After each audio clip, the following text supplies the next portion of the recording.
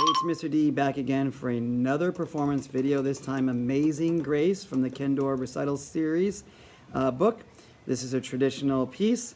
The arranger is James Christensen. So great piece. It's got a little swing part to it, and then we do a little bit more traditional playing. Interestingly, in this one, it has a couple of key changes here. So you want to be mindful that in the beginning it's in the key of D, and the other part is in the key of F. So here we go with Amazing Grace. We're starting one note before 5.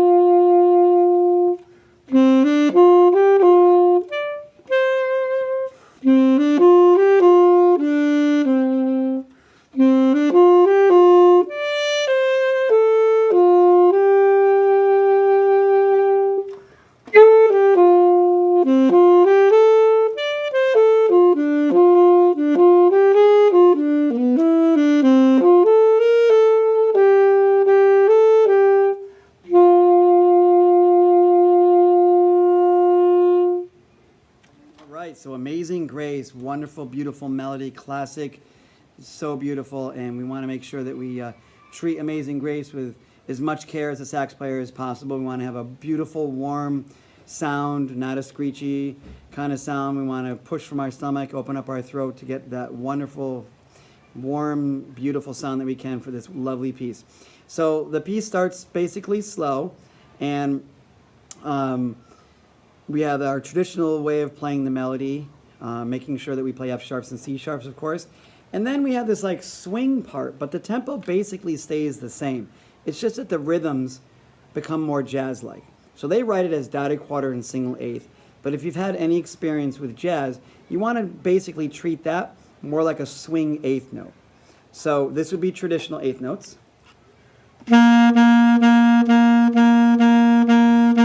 And swing would be... Okay, so when you see the swing eighth note section, that would be right around 21. You're going to keep the same tempo, but you are going to change the style in which you play. So it's going to be more of a jazz style. There is a ritardando near 37, and then we change keys, and we redo the melody in a more traditional style of playing in a new key. And then there's a DC al fine. So you're actually going to go back to the beginning. If you're playing with the piano, they would do that intro, and then you would come in at measure 4 with, again, that sort of lyrical slow, beautiful, warm sound that you can get on the sax. So this is a pretty cool piece, actually. I actually enjoyed playing it. Let's quick practice the 21 section, but we're going to play it slow, all right? So 2 notes before 21. Ready, go.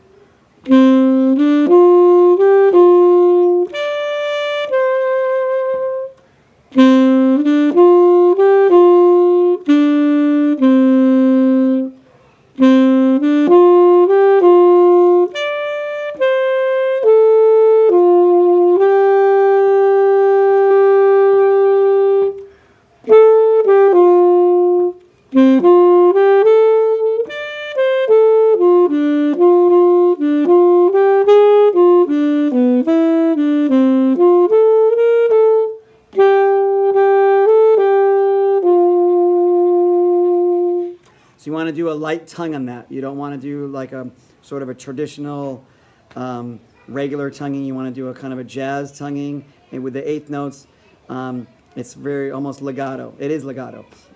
You do have a F natural, which would be occurring at measure 32, 1, 2, 3, and pointer. And then you have the G sharp, 1, 2, 3, G sharp. This guy right here. Make sure he doesn't stick. On that pattern before 33. Okay, so again, the swing doesn't mean you start taking off on tempo. You want to keep the same tempo, you just want to make the style different. And then we have a very traditional embellished melody at 37 in the key of F, so make sure that you play that correctly. All right, so let's do the swing section one more time a little bit faster, and then you're on your own with practicing. Here we go, 2, go.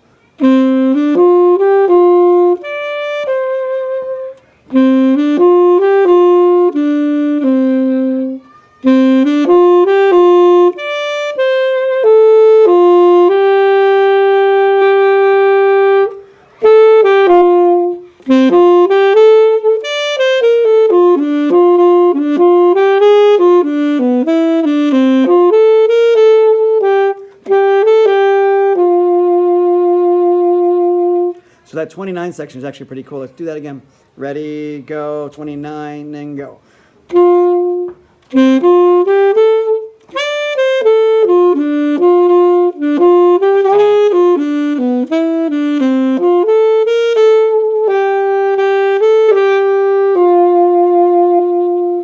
And when you work with a private instructor, they'll give you some tips on making it a little bit jazzy, maybe bending some of those notes to get a little bit more emotion out of that melody.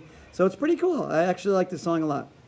So I hope you enjoyed listening to Amazing Grace. All musicians benefit from private instruction. Take the time to find a private teacher who can help you become better on your instrument. And as always, don't forget to purchase the original copy of music. Thanks, and have a great day. If you like this video, don't forget to subscribe to my page.